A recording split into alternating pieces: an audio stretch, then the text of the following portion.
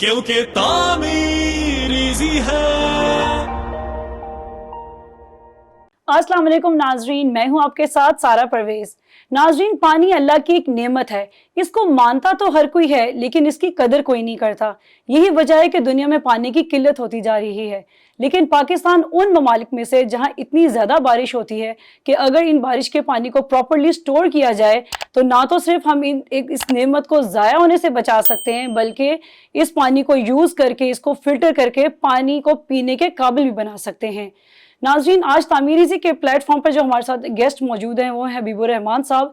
इनसे हम जानेंगे कि कैसे हम रेन हार्वेस्टिंग करके बारिश के पानी को पीने के काबिल बना सकते हैं, उसके रिसाइकल के प्रोसेस क्या हैं, तमाम मेथड के बारे में हम जानेंगे।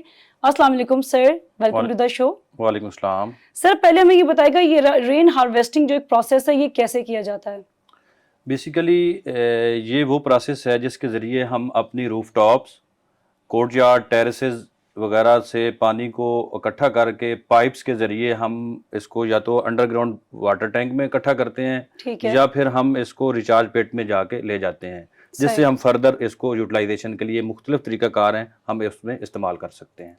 सर, ये रेन हार्वेस्टिंग बहुत कम देखने में आती है, तो क्या इसका फ़ायदा भी कम है, इस वजह से लोग नहीं इसको करते? नहीं नहीं, ऐसा हरगिज़ नहीं है। इसकी अगर जहाँ तक देखा जाए तो एक तो पानी हमने स्टोर करना है। जी। जो दुनिया में पानी की किल्लत हो रही है उसके लिए हम अपनी इनपुट जो है ना अपनी तरफ से इनपुट दे सकते हैं। एक तो ये है। दूसरा ये है कि इस पानी को स्टोर करके हम अपने कार वॉशिंग, अपने इरिगेशन के लिए यूज़ कर सकते हैं, फ्लशिंग के लिए यूज़ कर सकते हैं, लॉन्ड्री के लिए यूज़ कर सकते हैं। ठीक हो तो गया। थोड़ी सी इनपुट लेके दे के हम इसको अपने वाटर को स्टोर करके, जो रेन वाटर जो कि अलग तरफ से एक नेमत आ नेमत रही है, है बिल्कुल। हमारे पास, तो हम उसको यूटिलाइज कर सकते हैं। सही सर, इसकी डिटेल्स के बारे में तो हम बाद में बात करेंगे। सर, मुझे ये बताएं कि इसके टाइप्स कितनी होती हैं? इसको जब हमने अंडर वाटर टैंक में, अंडर ग्राउंड वाटर टैंक में हमने स्टोर कर लिया, तो उसके बाद इसको प्रोसेस में लाने के लिए तीन मेथड हैं इसके। अच्छा, 3 मेथड हाँ, हैं, ठीक है। एक है डायरेक्ट पंप, एक इनडायरेक्ट पंप और एक है बाई ग्रेविटी। तो डायरेक्ट पंप के भी फर्दर दो हैं कि हम ठीक है। सबमर्सिबल पंप यूज़ करें या हम सक्शन पंप यूज़ करें। सर, इसके प्रोसेस की तरफ आते हैं कि अगर एक आम आदमी को हमने समझाना हो तो ये कैसे काम करता है, तो सर वो कैसे बताएंगे? जी, इसके लिए मैं बुनियादी तौर पर इसके जो कंपोनेंट्स हैं ना उसके हवाले से बताता चलूँ कि पहला है कंपोनेंट कैचमेंट। ठीक कैचमेंट है। मीन कि जहाँ पे बारिश का पानी इकट्ठा होना है, वो टेरेस है, रूफटॉप है, कोर्टयार्ड है, कोई भी है।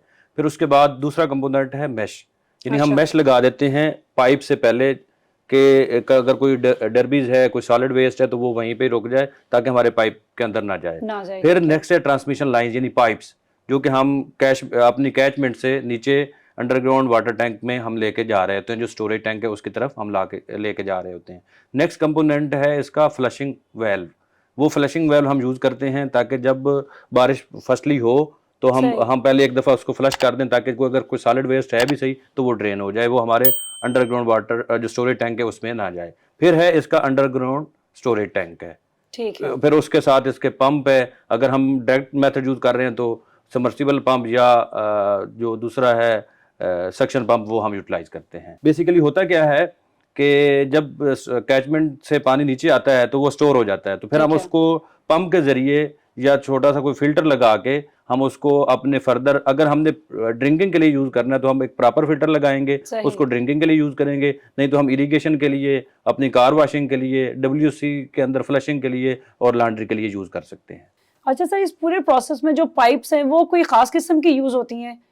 जैसा कि हम बात कर चुके हैं कि इसमें ट्रांसमिशन लाइंस हमने पाइप्स यूज़ करने हैं, वो इंस्टॉल करने हैं, तो उसके लिए मार्केट में इजीली अवेलेबल मटेरियल मौजूद हैं, जिसमें GRP है, PPE है, HDP है, UPVC है। तो हम कोई भी उसमें से अपने बजट और क्वालिटी के लिहाज से उसको चूज़ कर सकते हैं और उसको अपने इस्तेमाल में ला सकते हैं।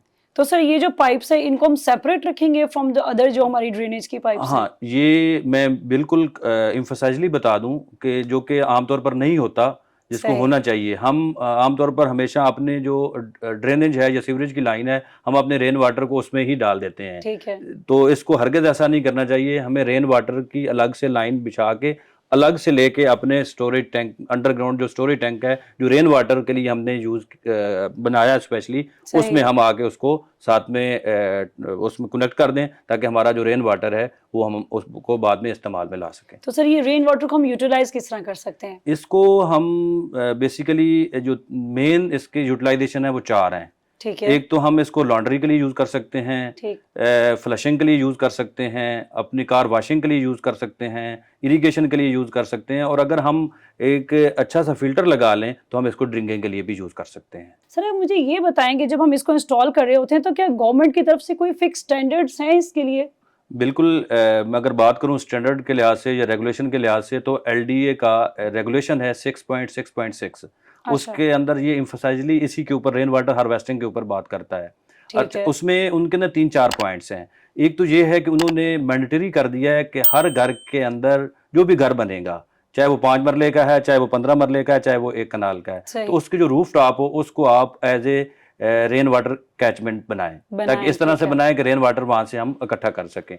दूसरा, उन्होंने उसी रेगुलेशन के अंदर 5 मरले से लेके 8 कनाल तक, यानी 1 एकड़ तक, उन्होंने साइजेज ऑफ जो स्टोरेज टैंक हैं वो बताए हैं कि हम वो जो 5 मरले के लिए है वो 300 गैलन का है, और 8 कनाल के लिए वो 6800 गैलन का है। ठीक है, एक तो ये। दूसरा, उन्होंने मैंडेटरी कर दिया है कि कोई भी घर जो 15 मरले या उससे अबाव का होगा तो उसका रिचार्ज पिट बनाना है। ठीक है। अच्छा, अब यहाँ पे आपको बताता चलूं कि रिचार्ज पिट क्या है।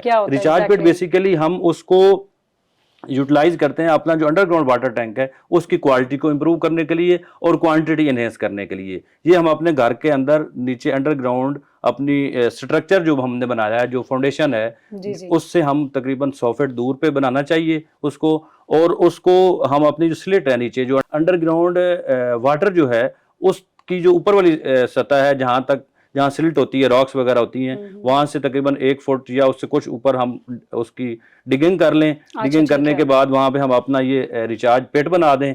पिट से क्या होगा कि जो जो हमारी रेन वाटर की लाइन आ रही हैं वो हम इस रिचार्ज पिट से कनेक्ट कर दें।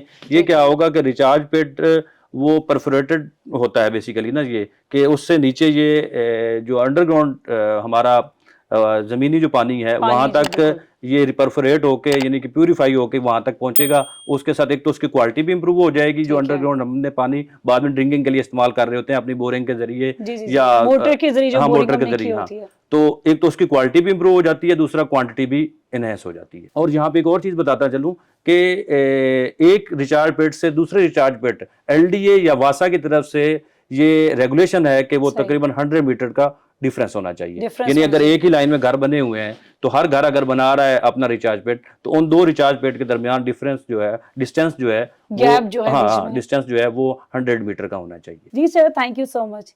जी नाज़रीन, उम्मीद है आपको रेन वाटर हार्वेस्टिंग के बारे में मुकम्मल समझ आ गई होगी। अगर आप इस प्रोसेस को अप्लाई करें तो ना तो सिर्फ अल्लाह की नेमत को आप ज़ाया होने से बचा सकते हैं, बल्कि जो ड्रिंकिंग वाटर का बहुत बड़ा इशू दुनिया में आ रहा है हम उसको भी फेस कर सकते हैं, उस प्रॉब्लम को भी हम सॉल्व कर सकते हैं। अगर आपको फिर भी लगता है कि मजीद किसी किस्म की रहनुमाई की ज़रूरत है तो आप हमारी वेबसाइट विजिट कर सकते हैं tameereasy.com। अपना बहुत ख्याल रखिएगा। अल्लाह हाफिज। कंस्ट्रक्शन से रिलेटेड रहनुमाई और अपडेट्स के लिए विजिट कीजिए tameereasy.com। क्योंकि तामीर इजी है।